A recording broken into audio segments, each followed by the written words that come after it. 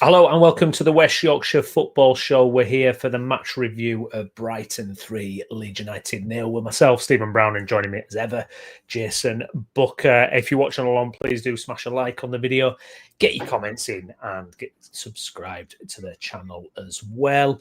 A lot to discuss from yesterday. I mentioned this to Jay before we started, but before I kind of launch into my feelings and thoughts on yesterday, I do want to kind of caveat maybe how I come across in this review or what I say in this review. I want to make it absolutely clear that my caveat is if you'd have offered me a 5-point gap to the bottom three after 11 games at the start of the season, I would have bitten your hand off. And I've been impressed with a lot of what we've done this season. Really like a lot of what we've seen. And I still stand by all the stuff that me and Jay have talked about kind of religiously through the season already in terms of our support for Farker and the players and everything like that. However, on the back of that, this is the match review for yesterday's game. I thought Leeds were absolutely appalling yesterday. The worst performance of the season for me by a mile. The number of players that were off it yesterday and having a bad performance. I think there's only really Okafor that can come off with any credit, who I thought was actually really good and lively and dangerous and looked up to it. And for me, it was a massive, massive off day. I personally don't feel that Brighton had to get into that top gear to really undo us yesterday. I thought Brighton really didn't get out of second gear. I mean, after the second goal, I thought they could have then pumped us 5 or 6 the way they were knocking the ball around. You could see the relaxed shackles were off and we couldn't do anything at that point. But before that, I thought maybe there was an opportunity. And look, it's worked out massively in our favour yesterday. We've had a stinker, but the results around us have generally gone for us. There's only Forest who've gained a point on us.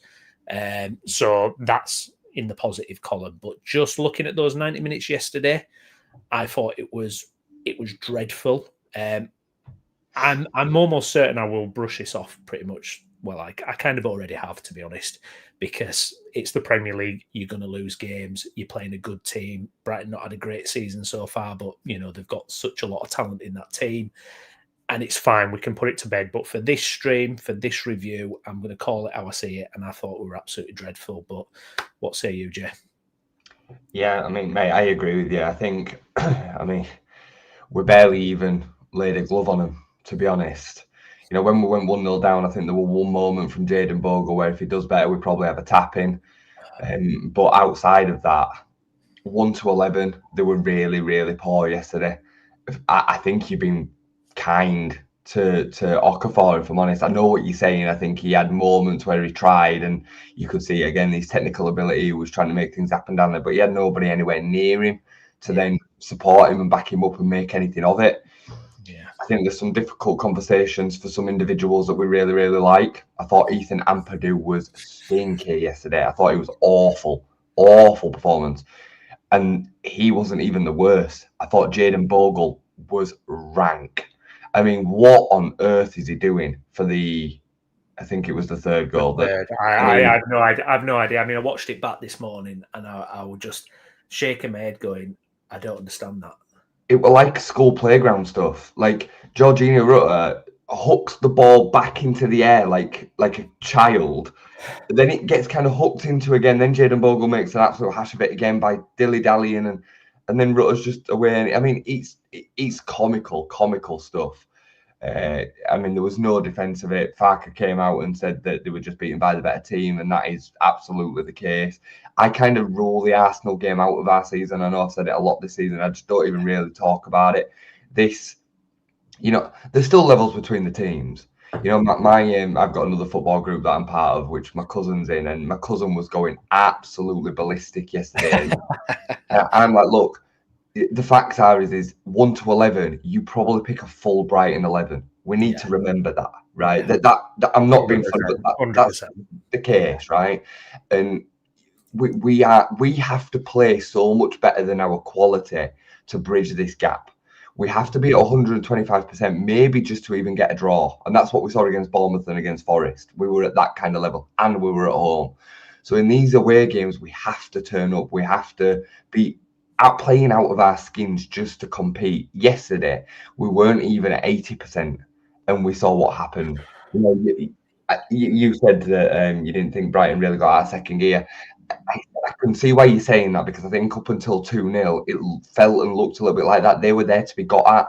They concede goals for fun, and you could see that even with how poor we were. When we started to push them back, we could get at them, but we just weren't at the races yesterday. There were too many 4s and 5s in the performances. I mean, it were really, really bad, really bad. I have an hard time blaming Farker for it, because there were so many individual mistakes. However, we have to bring some of it to Farker's door, because the away form is an issue. The away performances are a bit of an issue. Well, we've only scored against Wolves away from home. Yeah, and we're seeing how bad they are. I know we were good that day, and don't get me wrong, we've looked in past. I thought against Burnley we were okay, but the fact is we still lost 2-0. So we have to look at what we can do to eradicate that, and some of that has to be his door. But you can't.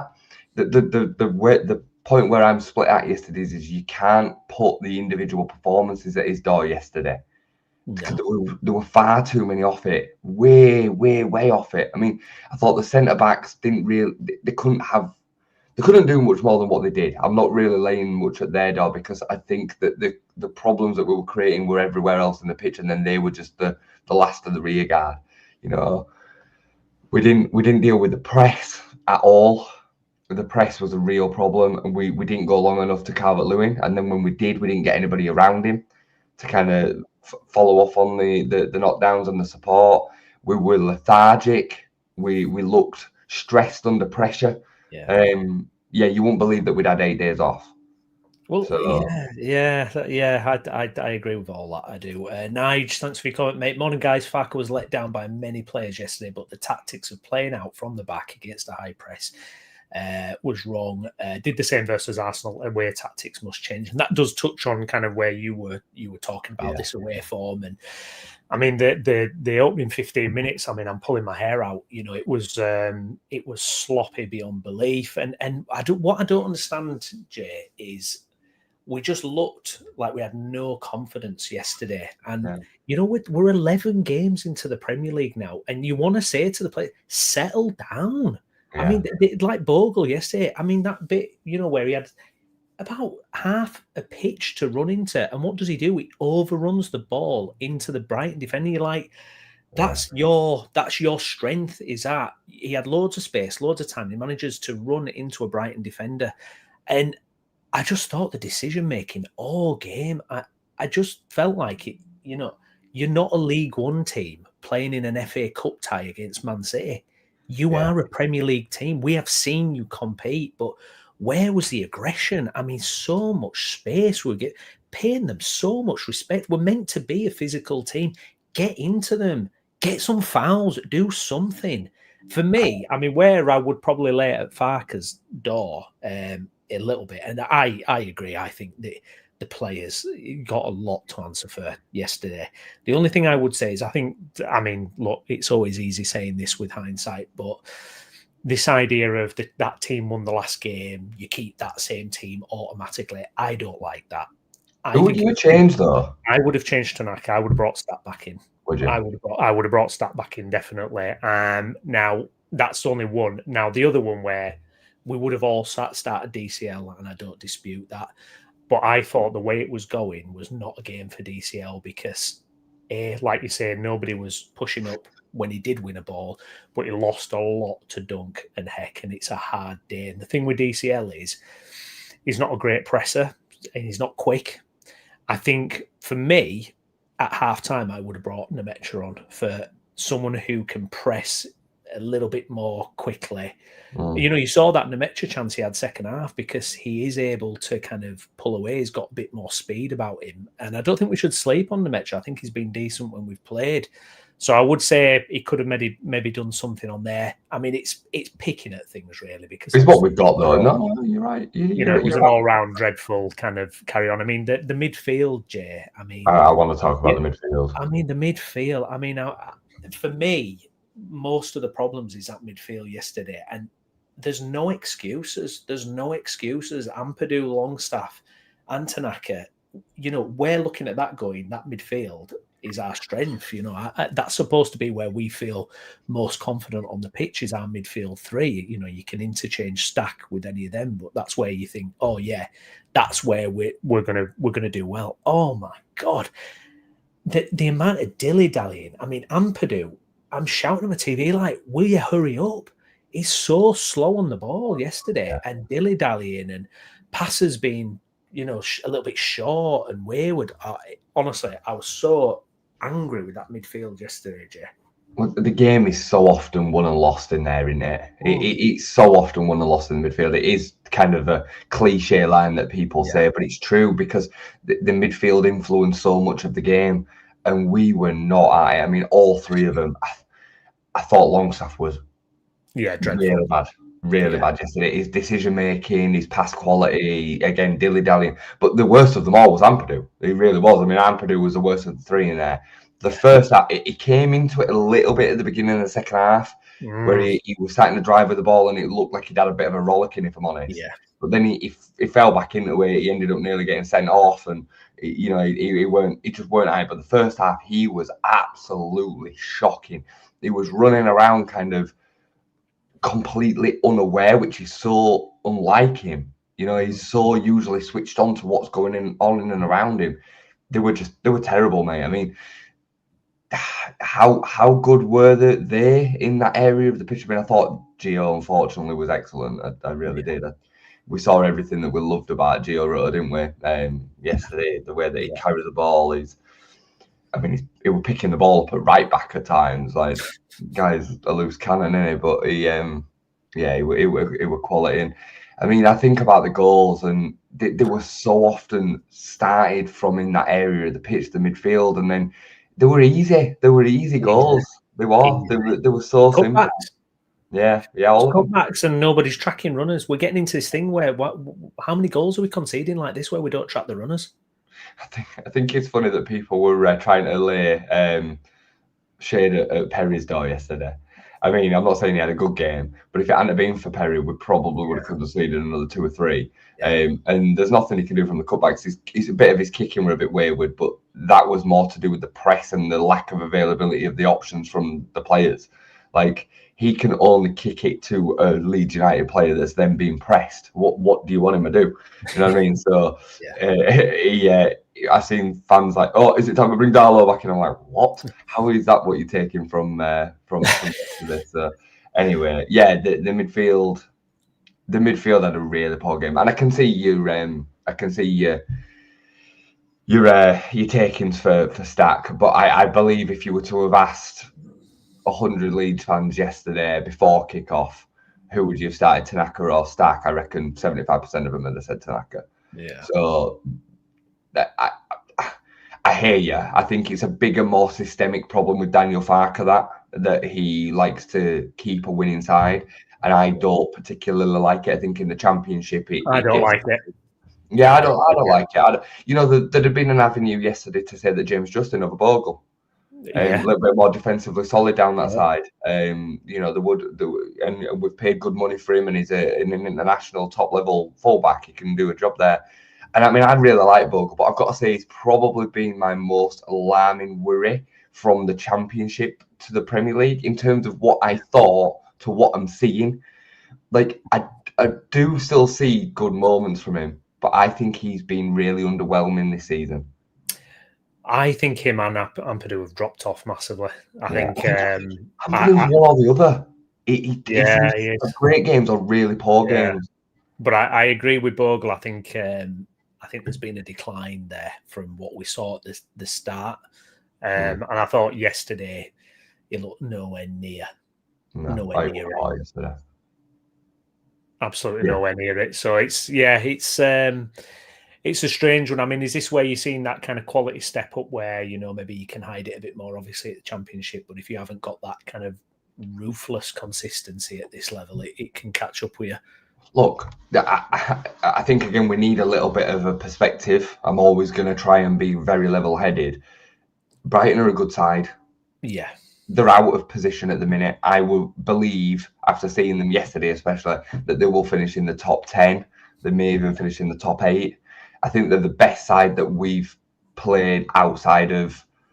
Well, it's the best performance we've had against us outside of Arsenal. You could argue that Bournemouth and Newcastle might be better or whatever. I think Bournemouth are a good side as well. I think they're similar, Bournemouth and Brighton. The big difference between the two games is that when we played Bournemouth, we were playing at 120, 130%. And last night, or yesterday, we played at 80, 70, 60 maybe even percent.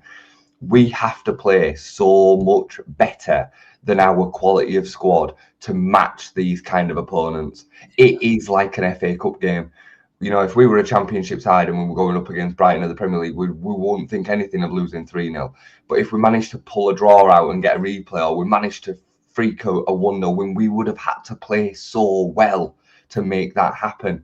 And this is the same, because this is a blown up Championship squad with some sprinklings of Premier League quality. It's a bottom 5 squad.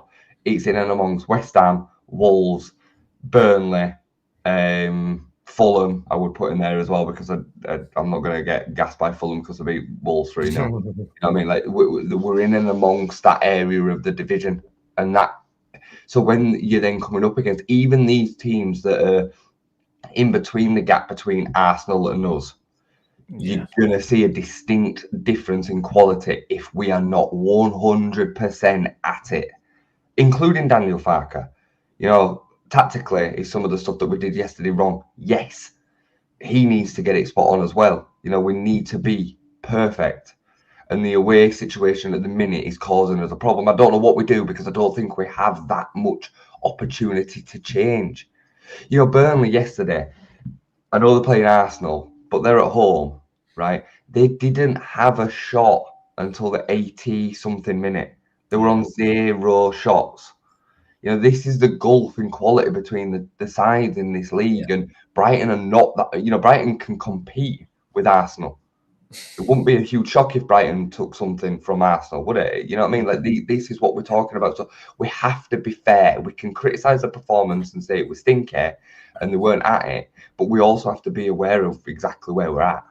Yeah, because these are players where I think they, you know, as a collective, they're capable of dropping a performance like that yesterday. You know, I think the frustration lies is obviously we've seen them perform to a much higher standard this season, and you think, oh, why can't we replicate that? Well, you're not going to do that for 38 games, are you? But I agree. I think the away form, something has to kind of, you know, because we're going to have to look. We're not going to rely on our away form, but you know, you don't just want to be sitting ducks every time you turn up away from home. And it's funny with the tactics as well, because obviously I did see a lot about why we're trying to play it out from the back. And look, you know, Farke has said all along he's got his style of play and how he sees it, and we didn't execute it well yesterday. No, the thing is, like, you know, if you execute it well, you know, if your midfielders can track a run, if your midfielders can control the football, if you you know, I mean, it's like Longstaff's set pieces yesterday. I'm like, you know, because when we're getting corners, you're like, right, this is the moment. This is our best chance of scoring. And I mean, he couldn't get it over the first man. I was like, what's happened, Sean? Come on. It was, I mentioned it to you before we came on, it was for me, without a doubt, the worst performance we've seen, the worst I felt about a game since QPR away. That's what it felt like. It felt just like they couldn't get anything together. 1-11, you know, again, tactically, it almost didn't matter, because the execution of it out on the pitch was just so far away from what we needed, so far away from what we expected. You know, you think about how disciplined and tight we looked against West Ham. I know West Ham are a bit stinky, but we made them look really ordinary in that second half when we were sat back and defensively structured. We didn't have any. They cut through us like hot knife through butter yesterday. It was easy at times for Brighton. So yeah, I completely agree with you, mate. And I think we are going to see these performances, because people gas the squad up too much. I see Jay talking about it, and I really rate Jay. Yeah, I really rate his opinion. I like the way he articulates himself. But he talks about this team as if it's like between 8th and 13th. He says that we underplay the quality of this team. I think we massively overplay it. This team is a bottom 5 Premier League team. It is overachievement if we finish 14th. It's a massive overachievement. I think we've exceeded expectations if we finish 15th or 16th. Yeah. Compare it to the teams that are down there, guys. You know, we are arguably better than Burnley and Wolves. Yeah. They're the only two that I can concretely say we're better than both of them. And we've lost to Burnley. You know, so when you then put that into perspective, where we are at 16th at the moment is actually pretty good going. We're overachieving. So yeah. Do you know what? I think that's absolutely spot on. I think it's this idea that they're kind of, you know, underperforming and they could, you know, be in a higher position, but this, but that. Yeah, I don't see it. I think, you know, to be 5 points outside of that relegation zone with this squad. I mean, look at that. I mean, what can he do from the bench yesterday? You know, you're swapping one free striker for another free striker. You know what I mean? It's not great, is it? And look, you know, the tactics thing, and this is where I would kind of say, look, this is, and for me, it backs it up, and it was funny that it happened on the same day. So Liverpool played Villa last night, and Liverpool going to that game, they can't deal with long balls at all at the minute. That's how every team is beating them. Long ball, long ball, long ball. Now, what do Villa do, who are managed by Unai Emery, one of tactically soundest coaches you could ever meet? Tried to play it out from the back, and Liverpool smashed them. Liverpool beat the, and Villa fans are going, why didn't we just kick it long? But that shows you that, you know, teams have philosophies, managers have philosophies. The best can get it wrong, you know, and we'd all put Emery right there as a top manager, but he got, you know, you could argue, got completely wrong against Liverpool. Yeah.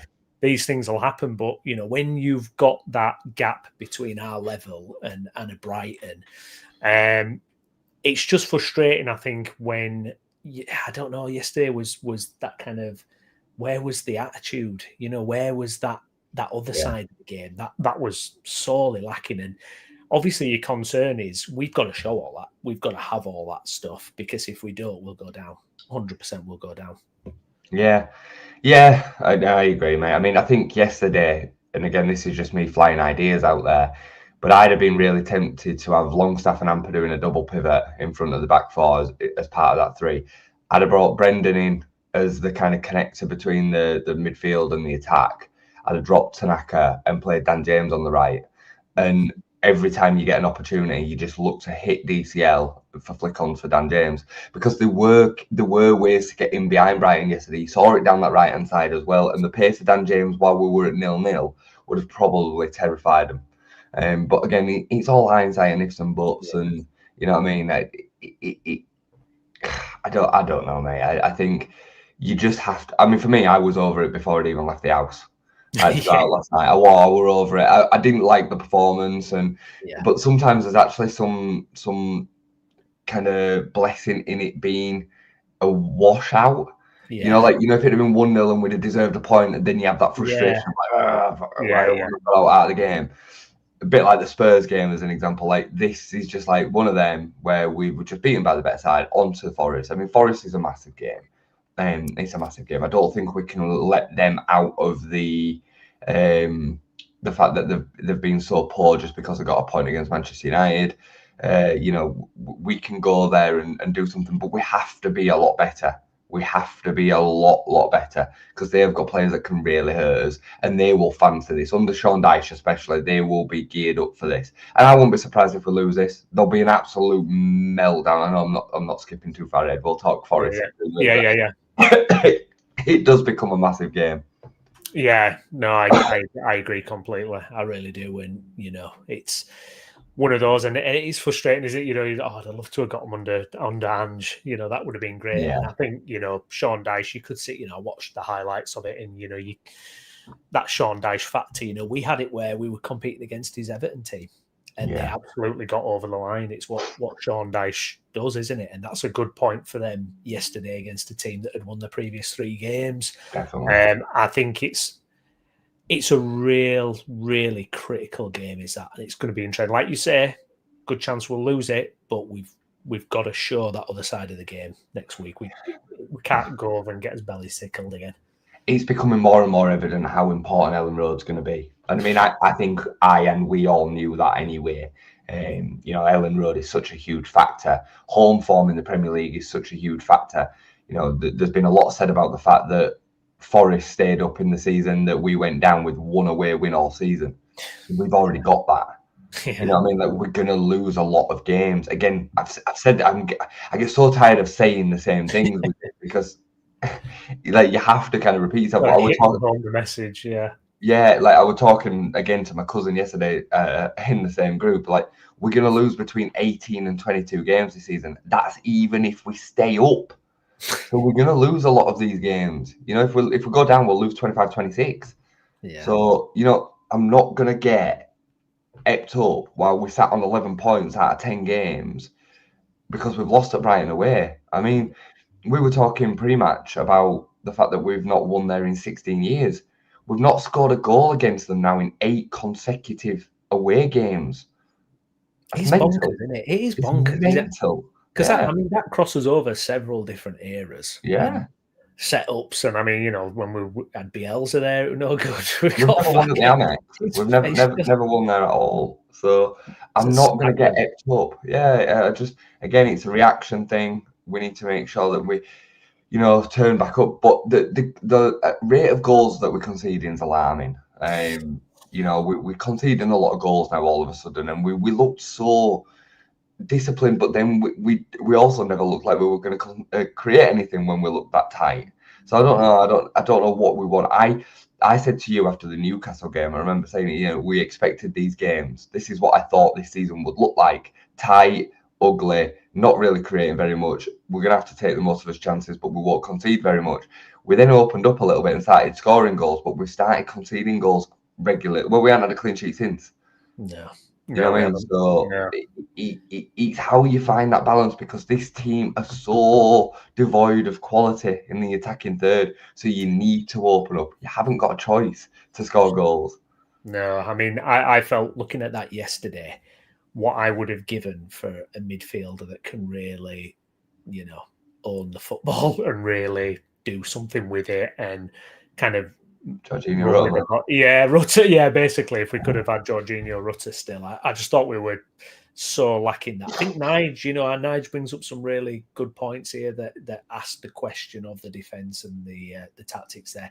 Is our problem conceding too many goals, zonal defending, players leaving it to someone else, not tracking runners into our box? I mean, if you watch Ampadu for the second goal, you know, he's playing statues, you know, and how many times have we said that about Ampadu recently? Not tracking runners, you know, and we're getting into this little bit of this habit now of this. We're saying it, you know, time and time again about conceding goals and not tracking runs. Now, what is that, Jason? Is that a zonal marking thing that we've got? Is that just someone switching off? I mean, you know, for it to happen so many times. Yeah, I don't believe we're playing zonal marking, if I'm honest. I think it's just the level of the Premier League, the movement, the concentration factors, and you know, bear in mind we've spent 2 years pretty much completely dominating games. We've not even had to do that much defending. I said this to you for 2 years, that our defending, our quality of defending, the lack of goals that we conceded and clean sheets and all the rest of it, doesn't come from being really good at defending. It comes from completely dominating the football. It comes from dominating the areas of the pitch that we need to. Do you know what I'm saying? And I think you're seeing a little bit of that now. And then you increase the quality of the players that are coming at you. You're going to see more chances. You know, we're going to concede more chances. I actually think this season overall, outside of yesterday, we've limited teams to very little on the whole. Yesterday, I don't count the Arsenal game, but yesterday was the first time we were really, really cut open. So I'm kind of contradicting myself a little bit there, because I think overall we have looked solid as a mid to low block unit when we're out of possession. Yesterday was just really, really poor. Really, really poor. You know, the XG yesterday, I know some people love XG, some people don't. But again, it tells you a picture of the game. You know, we lose to Burnley and we have an XG of 2 and they, or whatever it was, 1.5, and they have an XG of 0.5. And they concede 2 goals. We concede 2 goals. Yesterday, we have an XG of 2.9. Brighton have an XG of 2.99, and we concede 3 goals. Yeah. That's a little bit more in line with the expectation. That's a fair reflection of the game. Some of the games that we've conceded 1 and 2 goals in so far this season hasn't been. You know, Bournemouth had an XG of like 0.6 and they scored 2 goals. You know what I mean? Like Spurs were exactly the same, under 1 and scored 2 goals. Yeah. they weren't a reflection on the game. So just playing the, again, devil's advocate, counterbalancing these situations, it's really hard to say, because ultimately all that matters is that we concede and we lose, so. Yeah, absolutely. And, looking at that game, yes, I mean, we probably had our best spell after Brighton's first goal. It was like all of a sudden we kind of, there's like a momentum graph that they kind of showed for a bit, and there was a big chunk for Leeds from kind of their first goal. And, suddenly it was like, oh, it's taken us to concede a goal before we feel like we can actually pass the football. And, suddenly you saw Okafor being dangerous, and we started to kind of push further up the field. But like you say, it was just that quality to really create a chance. You never really felt we were going to create anything yesterday, did you? It was scrappy, and Bogle has that ball like flashes across, and Okafor had a couple of crosses in and that kind of thing. But you never really felt we were going to have the quality to actually open it up yesterday. Well, we got there and then didn't make the most of it anyway. I mean, that Bogle cross, he whips it with such pace. I mean, it's so unlikely. We've done that a few times this season where, because Gabby's been guilty of that a couple of times, where it's like, well done, you got into the position, and it's almost like it looks good if I've done that and I've knocked the ball in, and fans will look at it and go, oh, DCL should have been there. But I think you've got to have a little bit more about you and go, right, actually look where the player is. You've just got to, what's the point of just mashing it across like that at 100 miles an hour? It's a basic, really. I mean, I didn't even think that were a difficult execution yesterday. No. Just put a little bit less pace on it, and it lands right on Calvert-Lewin's foot. And then if Calvert-Lewin misses, then we can discuss that. But it hit so hard that somebody wasn't going to even put a touch on it to make it an own goal. You know what I mean? Like, it was just the wrong decision at an absolute pivotal moment. I mean, he has so much time and space as well. I'd rather him drive it across to the back post and have a shot himself. You know what I mean? It was just decision making. And there were a couple of them. I'd have liked Metcher to have finished that chance off. I think that'd have been good for his confidence. It was a good effort, to be fair. I didn't mind it. So it's just, I don't know what more. I mean, we can't even talk about the individual moments of scoring, because it wouldn't have made any difference. But I suppose if Bogle does take the most chance and we bring it back to 1-1, it might have knocked us into gear. Games change, goals change games, don't they? So absolutely.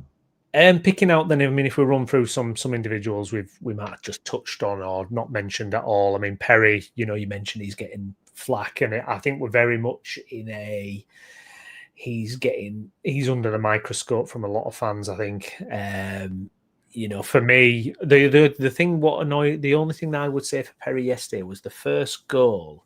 He goes out to it, but doesn't really go out to it like he's going to claim it or close it down. He's kind of a little bit hesitant in between. And the problem with that is he's not in the goal then. You're not in the goal, and they have an easy tap in. I was a bit frustrated with that. I was like, well, you've kind of gone out to it, but you've not really gone to actually do it. It's kind of a bit not half-hearted, but it's almost like, just not full pelt like you would need to stop it. And then he's not in the goal. But apart from that, I mean, a brilliant save in the second half. That one that it took a deflection and went back the other way. I think it was superb save, and I agree with you. I think you look, if he's playing it out to a player and they can't control the football, it's not on him, is it? Or if there's 5 men around that player he's passing to. And he tried to knock it long, went long to DCL. That wasn't working as much as we've seen this season. DCL was up against giants, and so you get a bit stuck, don't you? Really, in that situation. I'll be honest with you, I thought we were fine. I really. I was looking at him going, "Oh, he's a nightmare." There were a couple of kicks where he could have maybe done a little bit better with, but like I say, you can't put that on the door of a keeper that's not great at kicking, that's been pressed, that the whole team's been pressed. What do you want him to do? He then has to go along to DCL, who then has to make more of it. All the players around him have to get around him. I don't get it, and he couldn't have done anything about the goals. Maybe he could have got down to the feet of the attacker a little bit quicker for the first, before he got cut across. But he's in a bit of a tough spot because he's been left so exposed by the left-hand side of the defence. More Gabby, really. I don't know why Gabby went pushed out in the way that he did, but there were a big gap. So what do you want him to do? Do you want him to just stay on the goal line and let him take a free shot? Yeah. And then it's up to the defenders to get in and around the men in the middle of the box. I mean, it were completely free on the penalty spot. Where is the defence? So I have a really hard time having any issues with Perry yesterday. He saved what he should have saved. He made one really, really good save. I think if it wasn't for him, we probably would have been further behind. Yeah.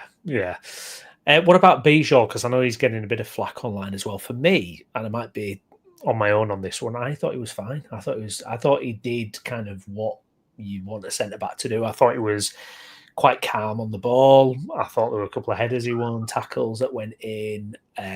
For me, it wasn't about his performance yesterday or that result. I thought he was fine. It's funny, when you lose 3-0, you will instantly think that your defenders were all to blame.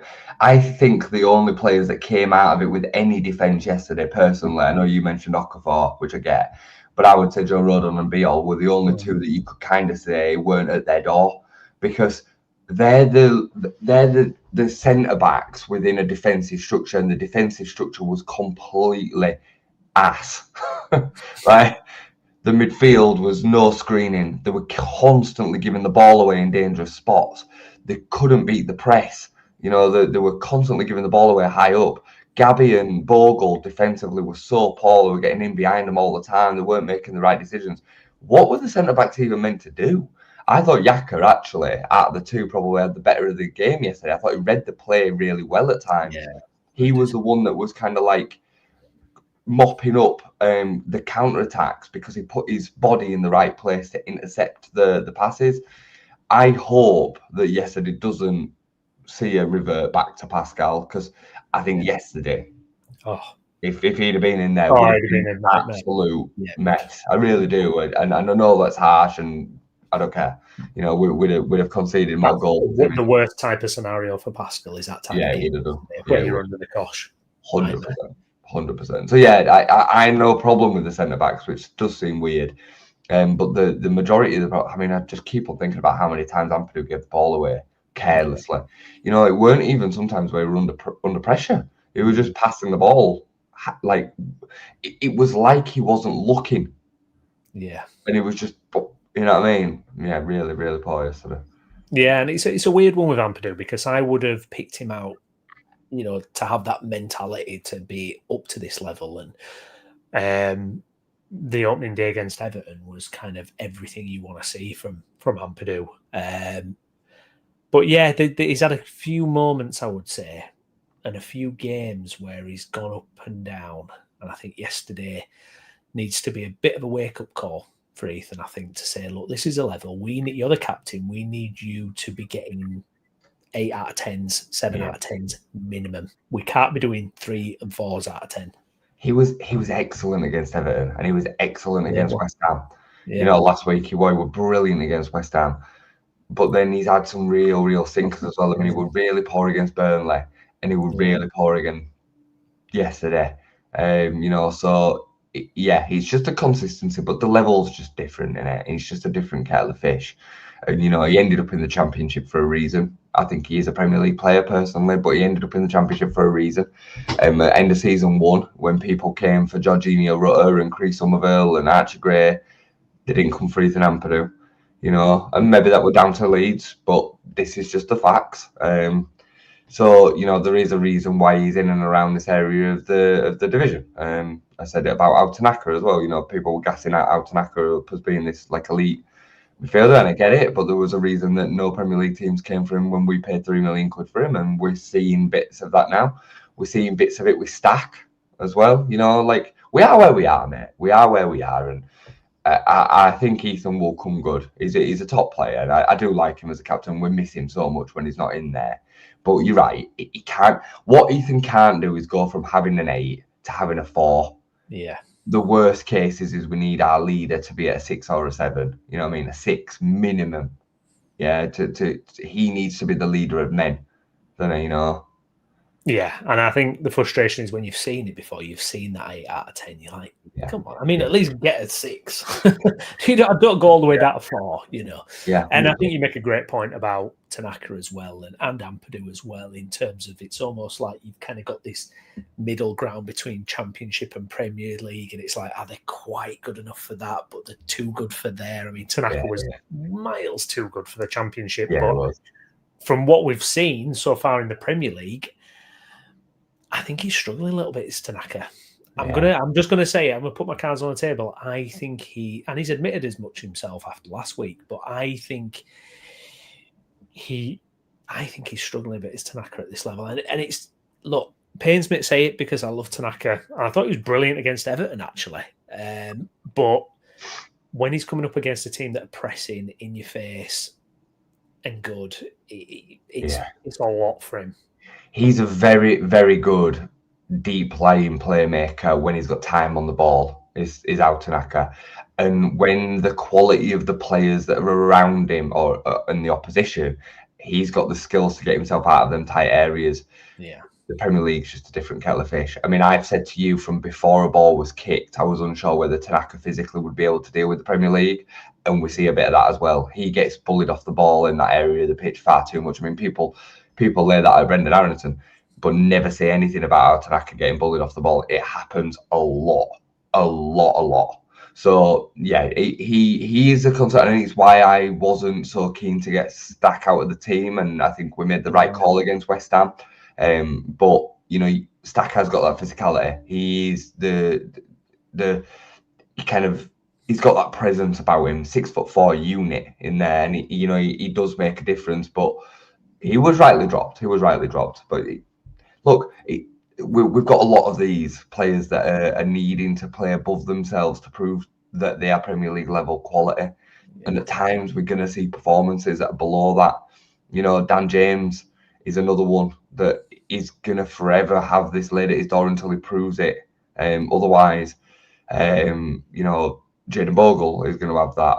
I'd say Joe Rodon has probably surpassed that, in my opinion. I think Joe Rodon is an out-and-out Premier League centre-back. He's probably, for me right now, the number one player on our team sheet is Joe Rodon. Agree. So, yeah, and obviously then you've got little bits of Premier League experience in Longstaff and Calvert-Lewin that can do it, but they still need the quality around them. They're not going to be able to do it on their own. No, 100%. Couple of comments on Ethan here. PSF, Ampadu is not a Premier League player. I think that's harsh. I do think that's harsh. Yeah, cheers for your comment. Worst thing about Ethan not performing is I don't see a backup option on the bench for him, and it's interesting that because I suppose Gruev is considered the kind of backup option for Ampadu. It seems to be he's the one that plays in that kind of central midfield role if Ampadu's not available. He's the ball-winning midfield version, but I would personally say that Stack's the replacement for Ampadu. If Ampadu were out for the rest of the season, Gruev wouldn't play week in, week out at the 6. It'd be Stack, and then you'd see Tanaka and Longstaff in front. So I agree, but then also disagree. The problem is that Ethan Ampadu is without a doubt the best leader on the pitch. Yeah. He is. We can't just let yesterday change our opinion on this. We've seen this over 2 years. We've seen it this season as well. Yeah. We miss him so much when he's not there. And we just need him to be playing better than he did yesterday. I mean, to say he's not a Premier League player is so harsh. You have to bear in mind, again, where we are as a Premier League team. We want to finish 17th. You're still a Premier League player if you're capable of being in a team that finishes 17th. And he's that. He'd jump into Wolves midfield. He'd jump into Burnley's midfield. He'd jump into a couple of others as well, that are in and around that area of the pitch. He'd play games for Fulham. He'd start week in, week out for West Ham. Tell you now, West Ham would absolutely die for an Ethan Ampadu right now. So I don't agree with that at all. But yeah, if Ampadu was out tomorrow, I think you'd see Stack play there. I think it's why we're seeing mixed games with Stack, because I actually think that is his most natural position. But he's not going to play there because Ampadu can't play the 8. He's not going to play further forward. So is that why you have to mix it up a bit, though, and say, look, if you're out of form, Amps, we're going to rest you for a game. Maybe this idea that it's just the same 11 until, the only reason why it seemed like Strike came out was because of the flu bug, and it kind of gave an opportunity to switch up there. I mean, is that where you have to be as a manager and we lay this at Daniel Farke's for where you go, okay, that's where you've got to make. I mean, the whole fan base could see that Peru shouldn't have started away at Arsenal, but he played in because he did well. It's it's those little things where you got to look at it and go, does there need to be a little bit more chopping and like I say, James Justin for Bogle, something like that, where this is more suited to this game. We're away from home. Let's try something else. You made it the point at the beginning of the game. Could we have started Stack over Tanaka and play with a double in there? It'd have been far more resolute. Could you have said to Ethan, look, out of possession, we're playing a back three. Ethan's drops in between the two centre backs quite a lot. If there's a quick turnover of play, we've then got three there instead of two. As a centre back in pairing, and have Stack in that more deep lying six role, like 2 6s. There definitely needs to be more flexibility within the structures and the tactics. And we'll get to PSF's comment in a minute, because I think I'm ready to have a eulogy around this, because it's driving me mad. Like the online chat around this is so delusional. It's untrue, Brownie. Every single time we've had a loss this season, we've lost 5 games now, we have the same boring conversation. And PSF, this isn't personal, but it's boring. It's boring because right now we are a promoted championship team. We are where we are, and we need to realise that for us right now in this season, success is finishing 17th. We're going to lose a lot of games. Now, nobody's accepting poor performances. I'm not coming on here and just defending Daniel Farke or defending the players today. I mean, if you're hearing that, you're not listening. Yeah, we're criticising the performance, rightly so. But we're also level-headed with some perspective that this team are going to finish in the bottom 5. And that can be deemed as a massive success. We are a championship club in terms of the profile of players. The fan base is not, the ground is not, but in terms of the quality that we've got on the pitch, it's a blown-up championship, top 2 team, or a bottom 5 Premier League side. So when we then go to Brighton, who are a now established, very good European-level Premier League team, at times when we're off it, we're going to lose. That's not Daniel Farke's fault. It's not even the players' fault, because they're just not good enough. No. Like, it's as simple as that. We haven't got the quality when we're not fully at it to hurt these teams.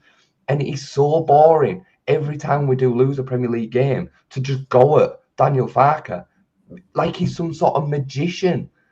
Like, Marcelo Bielsa has melted so many Leeds fans' brains.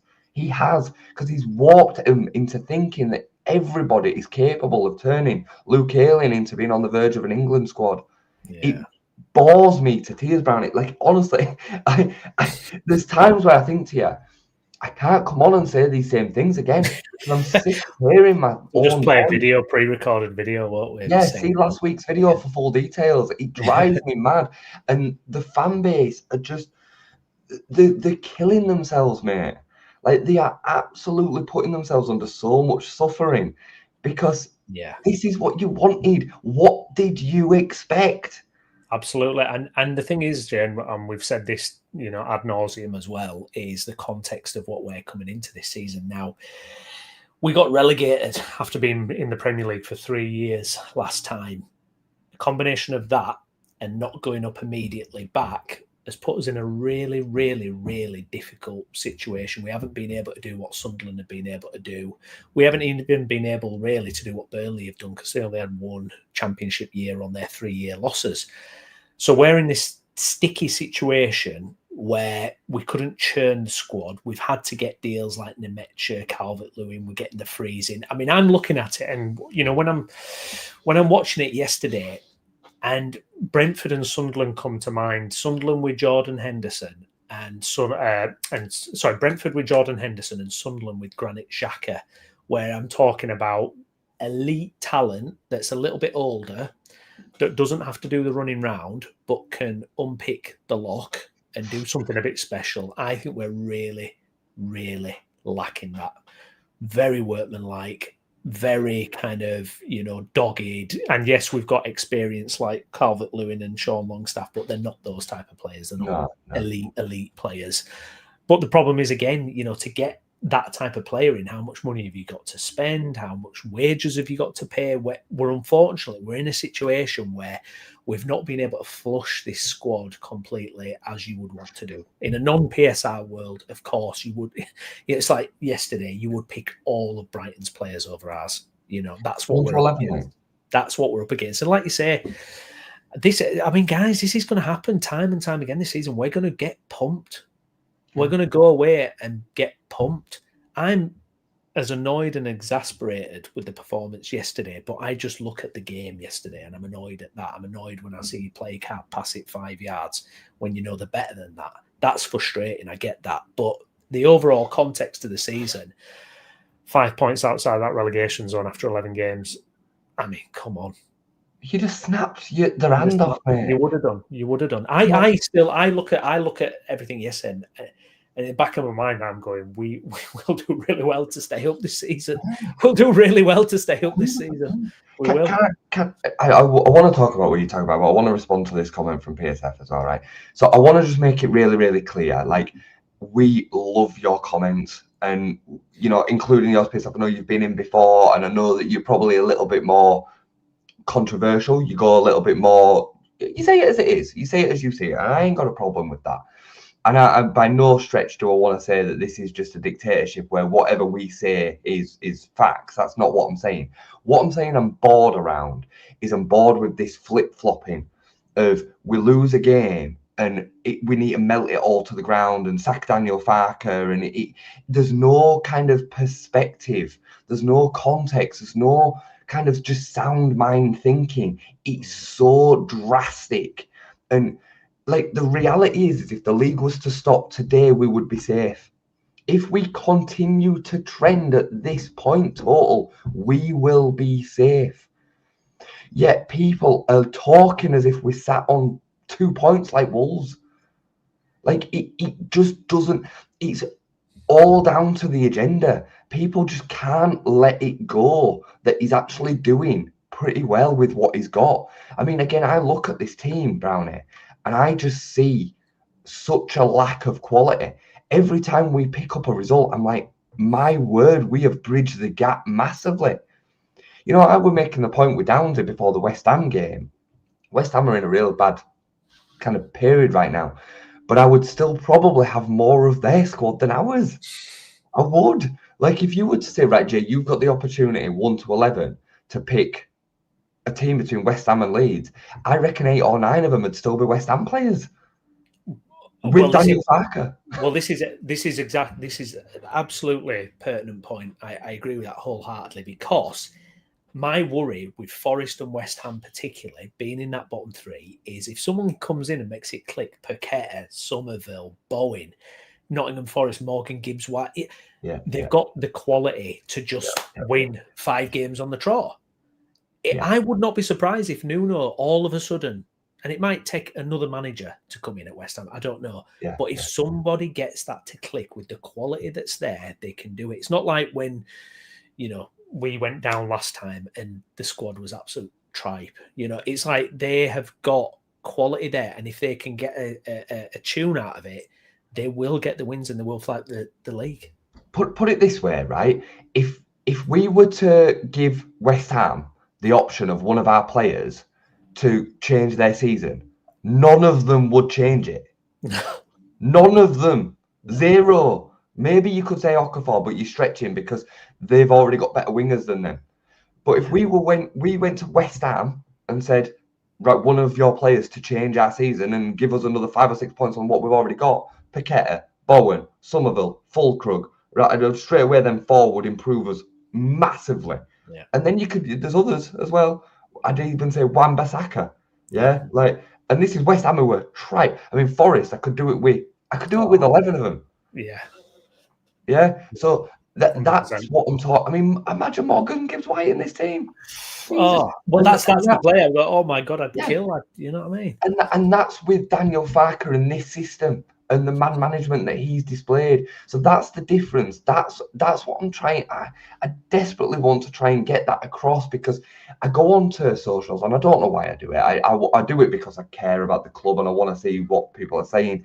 I'm so desperate for people to try and enjoy what's happening here more than what they are, because right now we're massively overachieving. I think PSF has got a little bit of a point to make with regards to the championship perspective, but that is where we are.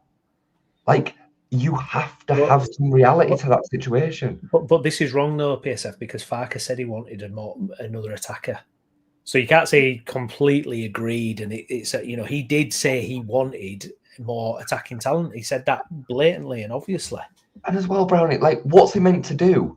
Like, well, the option that you've got, Daniel, is that we sign Lucas Mecha on a free transfer or nobody. What do you want? Yeah. Well, it's just a nonsense. Like, this isn't Football Manager. Like, it's not. Like, it's not Daniel Farke sat at a computer and gone, oh, right, yeah, I can make a bit of a dilly-dally deal here. Go like, no, like, there's so much attached to it. We signed 11 players for £100 million. It's an average of like 9.5 million per player. It's peanuts in the Premier League. Literal peanuts. Yeah. And that's what he's had to work with, and he's having to work with this squad. We've spent £15 million on our attack this summer. Yeah, it's nothing. £15 million on a Premier League attack. That's what Leeds United have spent this summer. Okay, wages for Calvert-Lewin, I get it. It's probably a big wage. But £15 million. If we'd have said that in the summer, Jay, if I'd have said to you, Jay, we're going to spend £15 million on our attack, what would you have said? You'd have said we'll be relegated by, October. Yeah. That's what you would think coming into it. If we lose at Forest and then we have the December that we're all expecting us to have, January the 1st might come, dependent on the performances, and Daniel Farke might get the bullet. It might. This is the Premier League. It can happen, right? If that happens, I hope I'm wrong. I hope desperately that I'm wrong. But the replacement that we're going to get, I'm promising you, PSF, and everybody else that's a Daniel Farke hater, is going to be a huge, huge gamble and a huge, in my opinion, downgrade for this season and this season alone, and will likely take us down.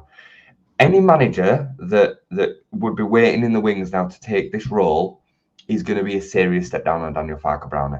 Yeah. It's not going to be Jose Mourinho, who I think would be a bit of a car crash potentially anyway. It's not going to be Nuno. It ain't even going to be a Dyche level. It's going to be, you've made this point brilliantly, Southampton last season when they went and got Juric, whoever it was from Germany. It will be a car crash. They'll come into a dressing room that are right behind Daniel Farke. They'll be pissed off because these players are playing for Daniel. They are. We've seen that up until, the West Ham game, how much they put in. No cohesion, complete new tactic, complete new situation system. Go and have a look at the statistics of the teams that have improved after sacking a manager towards the bottom of the league and then gone on to improve. It doesn't exist. They go down. The teams go down. So you have to be so careful with what you wish for. You're so careful. 100%. No, absolutely. Like Glenn says here as well. Last year it was either sack Farke or HMS pissed the league. Yeah, exactly.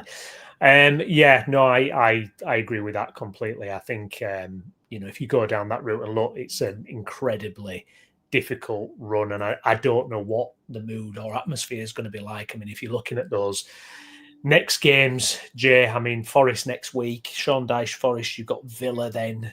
Villa have been, up until last night on a superb run. It's Man City after that. It's Chelsea after that. It's Liverpool after that. I mean, how many points are you seeing out of those games there? I mean, which ones of them are at Ellen Road? I can't remember. So you've got Villa at Ellen Road, Chelsea at Ellen Road, and Liverpool at Ellen Road. I mean, look, at Ellen Road, I always think we stand a chance. I really do, and I don't accept any of them as kind of just give-me's. I think any game at Ellen Road, we have to be hoping to go in and try and get something from it. We are that good at home. We've lost one game in over a year at Ellen Road, and that was an undeserved loss to Spurs. So I don't know if I can put a total on it, because they're going to be so game-by-game perspective, context. I think Villa at home, I think is really winnable, if I'm honest. But yeah, the other ones, you just take any as a bonus, mate. I think Forest is massive because if we beat Forest away, I think everybody can accept the fact that we might even come out of December with 0 points, and we just see where we then are come the end of that run, and we go again. You know what I mean? I think we've got a winnable game at the end of December. Well, we've got Brentford mid-December. Brentford mid-December. We've got Sunderland away at the end of December. There's Crystal Palace sandwiched in between that as well. Yeah, look, it's game by game, mate. Game by game. Sorry, I'm reading some of these comments, and I don't want it to just become a back-to-back of comments. But there's just, again, I get frustrated when there's just no context applied. You know, why would Daniel Farke say at Leeds if he didn't get what he promised? Because Leeds are a massive club and he's now in the Premier League. It's not as linear as, oh, I didn't get the well. How do you know what he wasn't promised? You know, we got everything other than Harry Wilson, really. You know, Daniel Farke, I'm not just a Daniel Farke like staunch defender. Like he is where he is in his career as well. You know. Anyway, yeah. Where do we get the points from? Any time we set up at Ellen Road, Browney, I hope at least even against the big dogs that we can try and get something from the game. So, come the end of December, how many games have we got in December? 1, 2, 3, 4, 5, 5. 5. 6 points. Can we get 6 points? Yeah. Can we pick a win?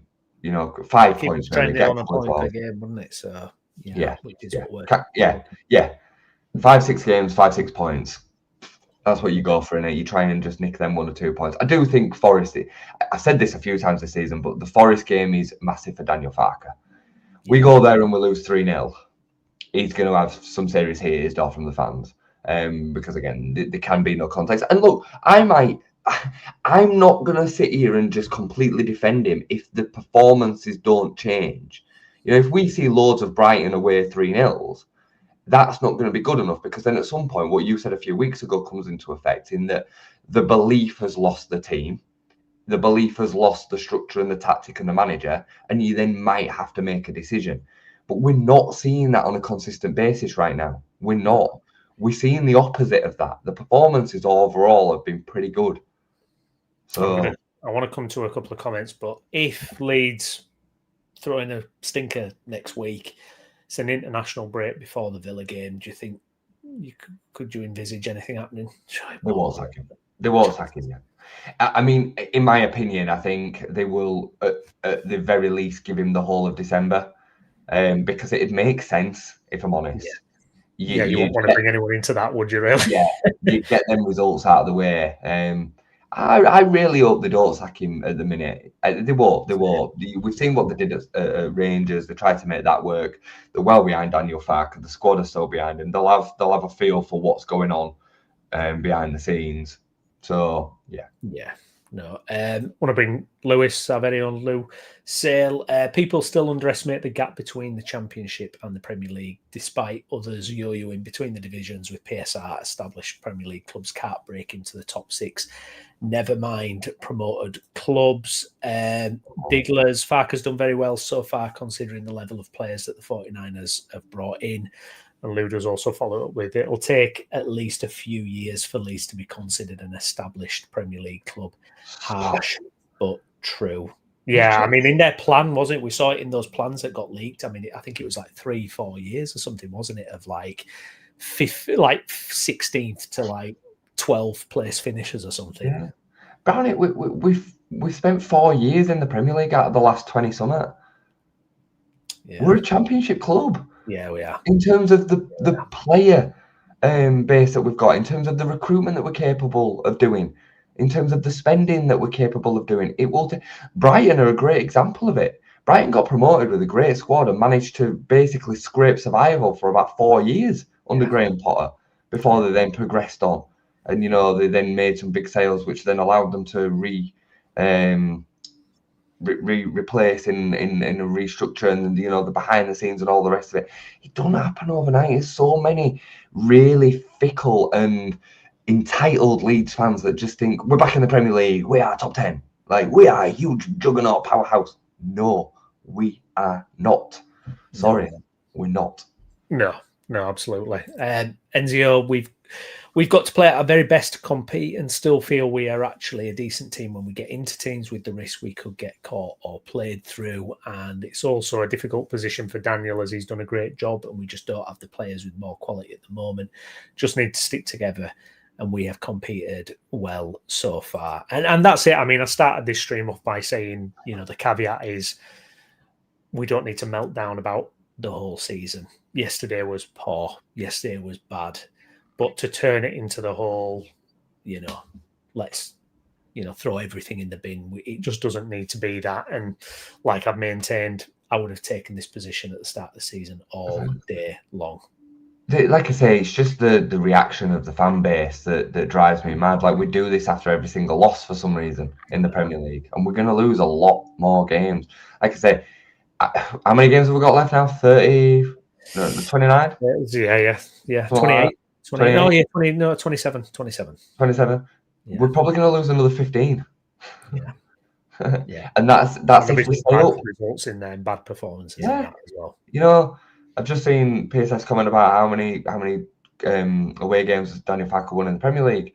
I made the point earlier that Forest won one in the season that we went down and they stayed up. One game. You don't win often away in the Premier League. I think it makes a point. I think there's probably some underlying point in there.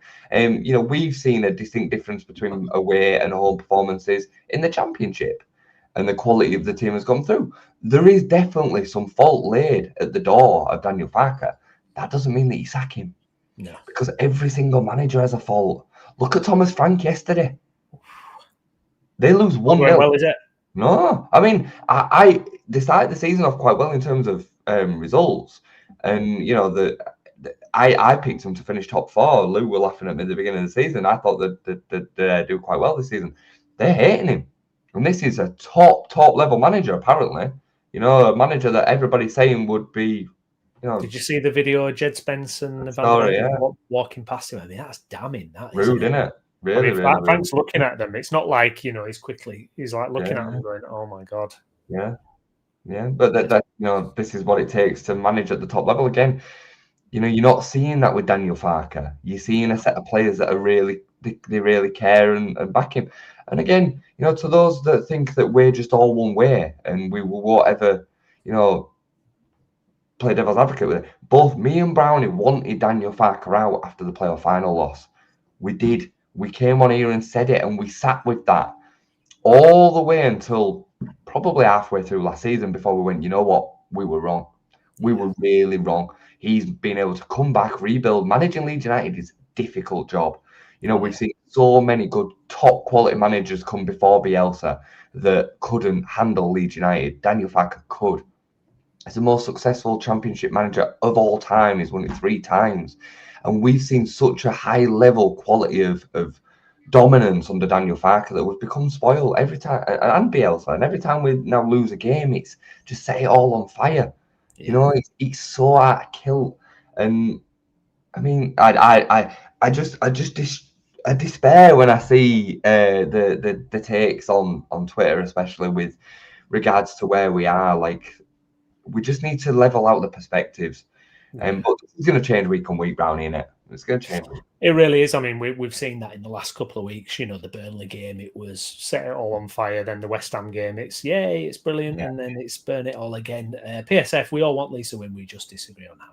End of the day, that's all we want. But it can be a difficult path to get there. Just lastly on the Farke thing, it's how unfairly he's kind of given a shake when he wins or loses.